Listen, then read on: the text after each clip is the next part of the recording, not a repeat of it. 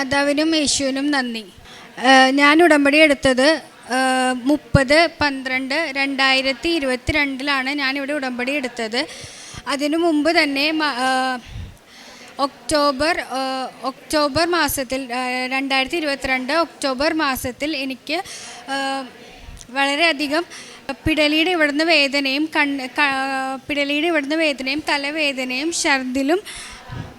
ഛർദിലും ഉണ്ടായിരുന്നു. അതായത് നടുവേദന എന്നൊക്കെ പറഞ്ഞു കഴിഞ്ഞാൽ കഴുത്തിൻ്റെ ബാക്കിൽ നിന്നുള്ള വേദനയെന്ന് പറഞ്ഞു കഴിഞ്ഞാൽ ഒട്ടും സഹിക്കാൻ പറ്റാത്ത വേദനയായിരുന്നു. എൻ്റെ അമ്മ ഒരു ദിവസം ഒരു മെഡിസിൻ്റെ മരുന്നെടുത്ത് വന്നു കഴിഞ്ഞാൽ വോളിനിയോ അതോ DFOയുടെ ജെല്ലോ ഒരു ദിവസം ഒരു ട്യൂബ് കൊണ്ടുവന്നു കഴിഞ്ഞാൽ അത് ഒറ്റ മണിക്കൂർ അല്ലെങ്കിൽ അരമണിക്കൂറിനുള്ളിൽ ഞാനത് ഉപയോഗിച്ച് തീർക്കുമായിരുന്നു. അത്രയും വേദന എനിക്ക് പെടലിയിൽ രാവിലെ എന്നില്ല രാത്രി എന്നില്ല ഉറക്കമൊന്നുമില്ല ഒന്നും എനിക്ക് ഉണ്ടായിരുന്നില്ല. ഒക്ടോബർ മാസം രാത്രി ആയപ്പോഴേക്കും ഞാനിവിടെ യൂട്യൂബിൽ ഇടയ്ക്കിടയ്ക്ക് കൃപാസനത്തിൻ്റെ ഓരോ ഇത് കാണുമ്പോഴേക്കും ഞാൻ അവിടെ ലൈറ്റ് ക്യാൻഡിൽ പ്രെയർ എടുത്തായിരുന്നു. ഓൺലൈനായിട്ട് ലൈറ്റ് ക്യാൻഡിൽ പ്രെയറും ഓൺലൈനായിട്ട് ഉടമ്പടിയും ഞാൻ എടുത്തിട്ടുണ്ടായിരുന്നു. അപ്പോൾ ഞാൻ മാതാവിനോട് പറഞ്ഞിട്ടുണ്ടായിരുന്നു, മാതാവ് എനിക്ക് ഈ വേദന മാറ്റി തന്നെയാണെങ്കിൽ ഞാൻ എന്ത് വന്നാലും ഇവിടെ വന്നിട്ട് സാക്ഷ്യം പറഞ്ഞിരിക്കും എന്ന് പറഞ്ഞിട്ടുണ്ടായിരുന്നു. അങ്ങനെ ഒരു ദിവസം ഒക്ടോബർ പകുതി ആയപ്പോഴേക്കും എനിക്ക് ഇവിടെ കഴുത്തിൻ്റെ ഉണ്ടായിരുന്നതും ബാക്കിലുണ്ടായിരുന്ന വേദന മാറിയിട്ട് ഛർദിലും തലവേദന എന്ന് പറഞ്ഞാൽ സഹിക്കാൻ പറ്റൂലായിരുന്നു. ഉച്ചയ്ക്ക് തുടങ്ങിയ ഛർദിൽ പിറ്റേ ദിവസമായിട്ടും മാറാതെ ആയപ്പോഴേക്കും അമ്മയും എൻ്റെ ചേട്ടനും കൂടിയിട്ട് എന്നെ ഹോസ്പിറ്റലിൽ കൊണ്ടുപോയി ബ്ലഡ് ടെസ്റ്റ് എടുത്തപ്പോഴേക്കും സാധാരണ ബ്ലഡിൽ ഉണ്ടാവുന്ന ഇൻഫെക്ഷനാണ്, നമുക്ക് അഡ്മിറ്റ് ചെയ്യാം, ബ്ലഡിൽ കൗണ്ട് കുറച്ച് കൂടുതലാണെന്ന് പറഞ്ഞു.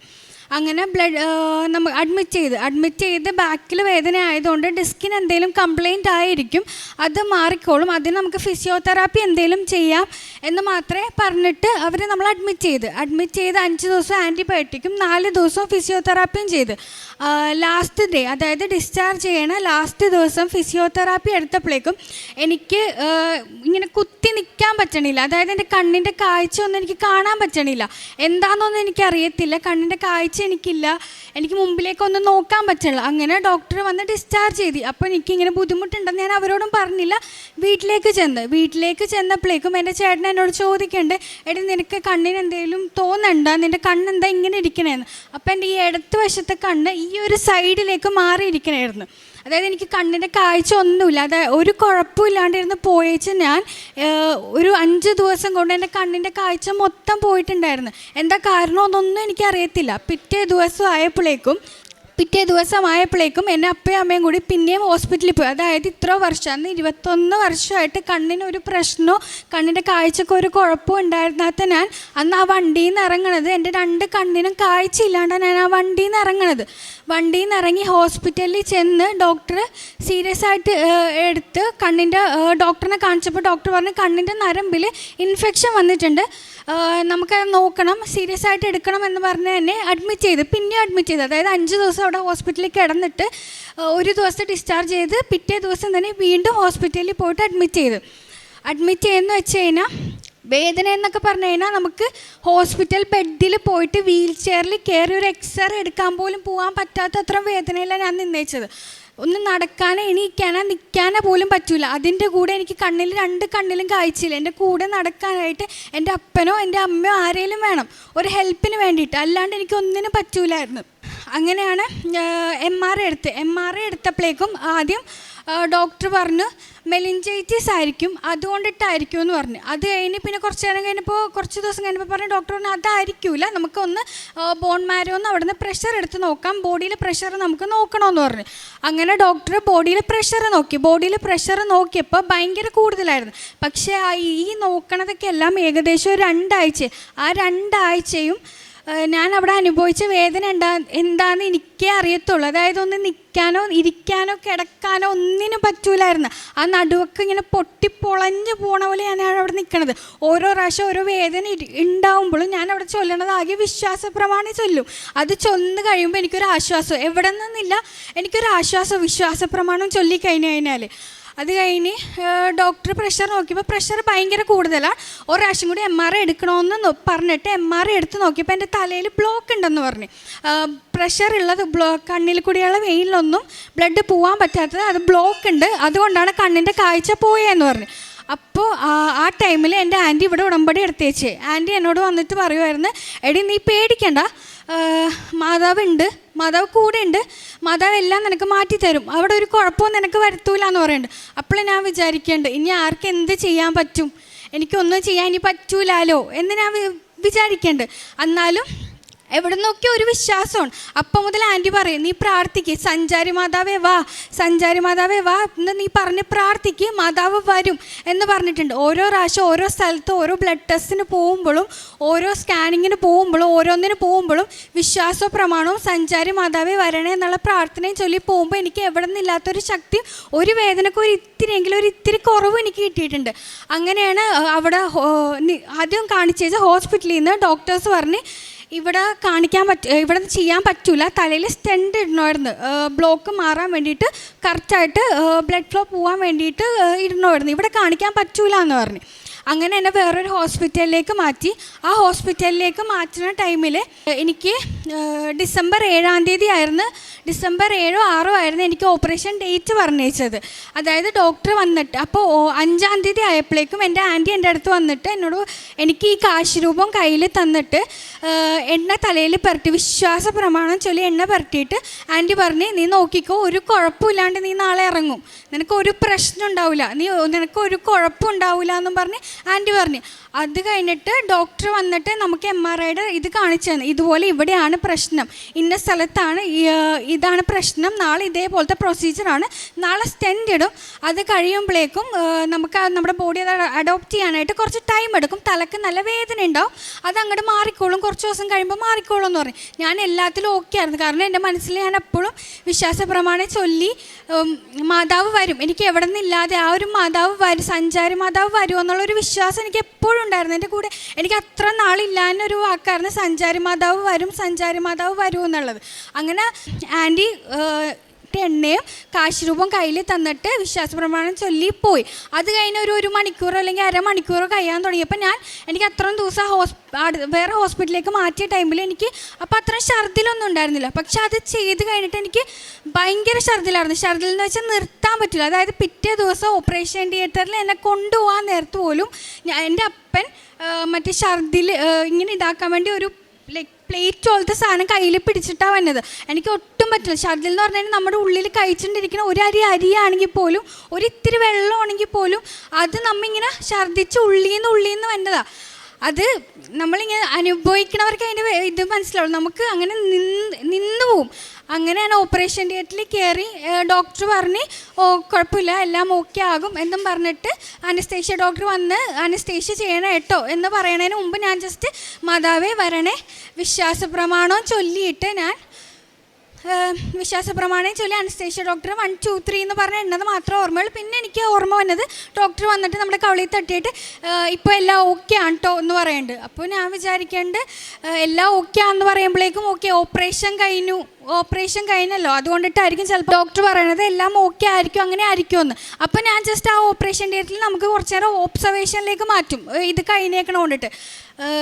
അപ്പോൾ ഞാനിങ്ങനെ ജസ്റ്റ് തല ഇങ്ങനെ ഒന്ന് ഷെയ്ക്ക് ചെയ്ത് നോക്കിയപ്പോൾ എനിക്കങ്ങനെ വേദന ഒന്നുമില്ല. അപ്പം ഞാൻ വിചാരിച്ചു തലേ ദിവസം ഡോക്ടർ വന്ന് പറഞ്ഞല്ലോ എനിക്ക് വേദന ഉണ്ടാകും, കുറച്ച് ടൈം എടുക്കും, ഇതൊക്കെ ഒന്ന് മാറാൻ വേണ്ടി വരുമല്ലോ എന്ന് വിചാരിച്ചിട്ട് ഞാനിങ്ങനെ തല ഇങ്ങനെ കുലുക്കി നോക്കുമ്പോഴും എനിക്ക് അവിടെ വേദന ഒന്നുമില്ല. അത് കഴിഞ്ഞ് ഒരു മണിക്കൂർ 2 മണിക്കൂർ കഴിഞ്ഞപ്പോഴേക്കും എന്നെ റൂമിലേക്ക് ഷിഫ്റ്റ് ചെയ്യുമ്പോൾ അപ്പോഴും എനിക്കൊരു ഐഡിയ ഇല്ല. റൂം തുറക്കുമ്പോൾ അപ്പനും അമ്മയും ചിരിച്ചുകൊണ്ടിരിക്കണേ. അപ്പം എനിക്ക് അവരോട് ചോദിച്ചു എന്തേ എന്ന് ചോദിച്ചപ്പോൾ അവരെന്നോട് പറഞ്ഞു, എടി നിനക്ക് ഓപ്പറേഷൻ തിയേറ്ററിൽ ഓപ്പറേഷൻ ഒന്നും ചെയ്യേണ്ടി വന്നില്ല, ഓപ്പറേഷൻ തിയേറ്ററിൽ കയറ്റിയപ്പോൾ തന്നെ ഡോക്ടർ നോക്കിയപ്പോൾ തന്നെ നിൻ്റെ ബ്ലോക്ക് എന്ന് പറഞ്ഞൊരു സാധനം നിനക്ക് അവിടെ ഇല്ല എന്ന് പറഞ്ഞു. ഞാൻ വിശ്വസിക്കണം എൻ്റെ മാതാവായിരിക്കും എന്നല്ല, എൻ്റെ മാതാവാണ്, എൻ്റെ സഞ്ചാരി മാതാവാണ് എനിക്ക് അവിടെ വന്ന് ഇടപെട്ടതെന്ന് എനിക്ക് 100% ഉറപ്പുണ്ട്. ഞാൻ ഈ വേദന എല്ലാം തുടങ്ങുമ്പോഴേക്കും ഞാൻ പറഞ്ഞേച്ച് ഓൺലൈൻ ഉടമ്പടി എടുത്തപ്പോഴേക്കും ഞാൻ പറഞ്ഞേച്ച് എൻ്റെ മാതാവ് എനിക്കൊരു കുഴപ്പമില്ലാണ്ട്. അപ്പോഴും എൻ്റെ കണ്ണിന് കാഴ്ചയില്ല, കണ്ണിന് കാഴ്ച കുറച്ച് കുറവാണ്, പക്ഷെ എനിക്ക് തലയിൽ ബ്ലോക്കില്ല. അപ്പോഴേക്ക് ഞാൻ പറഞ്ഞേച്ച് ഞാനൊന്ന് ഇത് കഴിഞ്ഞ് വീട്ടിലേക്ക് എനിക്ക് ഈ വേദന ഒന്ന് മാറി ഞാൻ ഓക്കെ ആയിട്ട് നിൽക്കണമെങ്കിൽ മാതാവ് ഞാൻ ഇവിടെ വന്ന് ഉടമ്പടി എടുത്തോളാം, ഉടമ്പടി നേരിട്ട് വന്ന് മാതാവിൻ്റെ അടുത്ത് ഉടമ്പടി പറയുമെന്ന് പറഞ്ഞേച്ച്. അങ്ങനെ എന്നെ ഒരു 10-ാം തീയതി 11-ാം തീയതി ആയപ്പോഴേക്കും എന്നെ ഡോക്ടർ കുഴപ്പമൊന്നുമില്ല, എല്ലാം ഓക്കെ ആവും, കണ്ണിൻ്റെ കാഴ്ച പതിയെ ആണെങ്കിലും കിട്ടും എന്നും പറഞ്ഞിട്ട് എന്നെ ഡോക്ടർ ഡിസ്ചാർജ് ചെയ്ത്. അങ്ങനെ ഇവിടെ ഞാൻ 2022 ഞാൻ ഇവിടെ വന്നിട്ട് ഉടമ്പടി എടുത്തു, എൻ്റെ ആദ്യത്തെ ഉടമ്പടി. ആ ഉടമ്പടി കഴിഞ്ഞിട്ട് എനിക്ക് അറിഞ്ഞൂടാ വിത്തിൻ 1 മന്തോ അല്ലെങ്കിൽ 1.5 മന്തിനുള്ളിൽ ഇപ്പം ഞാനിവിടെ നിൽക്കണത് എനിക്ക് കണ്ണിന് ഫുൾ കാഴ്ചയുണ്ട്. പക്ഷെ ഞാൻ അന്ന് ഹോസ്പിറ്റലിൽ നിന്ന് ഇറങ്ങുമ്പോൾ എൻ്റെ 2 കണ്ണിൽ എൻ്റെ അപ്പനെയോ എൻ്റെ അമ്മയോ എൻ്റെ ചേട്ടനെയോ എനിക്ക് കാണാൻ പറ്റില്ലായിരുന്നു. ഫുൾ ബ്ലാങ്ക് ആയിരുന്നു എൻ്റെ കണ്ണിൻ്റെ കാഴ്ച. അങ്ങനെ ഒരു ഉടമ്പടി എടുത്ത് ഈ കാശ് രൂപമായിട്ട് ഓരോ റീവിസിറ്റിന് ഞാൻ ഡോക്ടറിൻ്റെ അടുത്ത് പോകുമ്പോഴും എനിക്ക് കണ്ണിൻ്റെ കാഴ്ച കൂടി വന്നിട്ടിരിക്കണേ. എനിക്ക് മാതാവ് തന്ന അനുഗ്രഹമാണ് 100% ഞാനത് വിശ്വസിക്കുന്നത്. അതല്ലാണ്ട് എനിക്കിങ്ങനെ ഉടമ്പടി എടുത്ത് കഴിയുമ്പോൾ ഞാനിങ്ങനെ ബൈബിൾ തുറന്ന് വായിക്കുമ്പോഴേക്കും മാതാവ് എനിക്ക് ആദ്യമായിട്ട് തന്നൊരു ഇതായിരുന്നു, നിൻ്റെ കേൾവിയും കാഴ്ചയും ഞാൻ നിനക്ക് തിരിച്ചു തരും, നീ മനുഷ്യൻ്റെ മുൻപിൽ സാക്ഷിയായിരിക്കുകയെന്ന്. അതുകൊണ്ട് തന്നെ ഞാനിപ്പോൾ മാതാവിൻ്റെ മുമ്പിൽ സാക്ഷിയായിട്ട് പറഞ്ഞു എനിക്ക് കിട്ടിയേക്കണ എല്ലാ അനുഗ്രഹവും ഉടമ്പടി എടുത്തിട്ട് ഇപ്പോൾ വരെ എൻ്റെ കൂടെ എപ്പോഴും മാതാവ് ഉണ്ടെന്ന് ഞാൻ വിശ്വസിക്കുന്നു. മാതാവിനും യേശുവിനും നന്ദി. കാരുണ്യപ്രവൃത്തിയായിട്ട് നമുക്കിവിടെ പത്രം കിട്ടുമ്പോഴേക്കും ഞാൻ 3-4 കെട്ട് പത്രമായിട്ട് ചെല്ലും. പക്ഷേ ഞാനിങ്ങനെ കൊടുക്കുമ്പോൾ ഒരാൾ വേണ്ടാന്ന് പറയണമെങ്കിൽ അപ്പുറത്തിരിക്കുന്ന ആൾ അവർക്ക് വേണ്ടെങ്കിൽ കുഴപ്പമില്ല, ഞങ്ങൾക്ക് തന്നോ, ഞങ്ങൾ മേടിച്ചോളാം, കൃപാസനം പത്രമല്ലേ, ഞങ്ങൾക്ക് വേണമെന്ന് പറഞ്ഞ് ഓരോരുത്തരും. അതിപ്പോൾ എവിടെ പോയാലും, അത് പബ്ലിക് പ്ലേസിലാണെങ്കിലും ബസ് സ്റ്റാൻഡിലാണെങ്കിലും ഒരു പള്ളിയുടെ സ്ഥലത്താണെങ്കിലും ഞാനിപ്പോൾ വർക്ക് ചെയ്യുന്ന സ്ഥലത്താണെങ്കിലും എവിടെയാണെങ്കിലും അതിവിടെ അവർ മേടിച്ചിട്ടുണ്ടാവും. ഞാനൊരു പത്രം എല്ലായിടത്തും കൊണ്ടുപോകും. പിന്നെ പച്ചണ സമയത്തല്ല, എന്നെക്കൊണ്ട് പച്ചണ പോലെ തന്നെ അനാഥാലയങ്ങളും പാവപ്പെട്ട പിള്ളേർക്കും ഒക്കെ എന്തെങ്കിലും എന്നെക്കൊണ്ട് പറ്റാവുന്നതിൽ കൂടുതൽ ഞാൻ അവർക്ക് ആവശ്യമായ സാധനങ്ങളെല്ലാം ചെയ്തു കൊടുത്തിട്ടുണ്ട്. കുമ്പസാര മാസത്തിൽ ഒരു വട്ടമെങ്കിലും കുമ്പസാരിക്കാറുണ്ട്.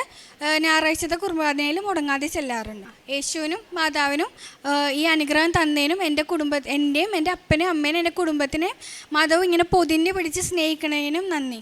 വിശുദ്ധ യോഹന്നാൻ്റെ സുവിശേഷം 15:26. ഞാൻ പിതാവിൻ്റെ അടുത്ത് നിന്നും അയക്കുന്ന സഹായകൻ, പിതാവിൽ നിന്ന് പുറപ്പെടുന്ന ആ സത്യാത്മാവ് വരുമ്പോൾ അവൻ എന്നെക്കുറിച്ച് സാക്ഷ്യം നൽകും.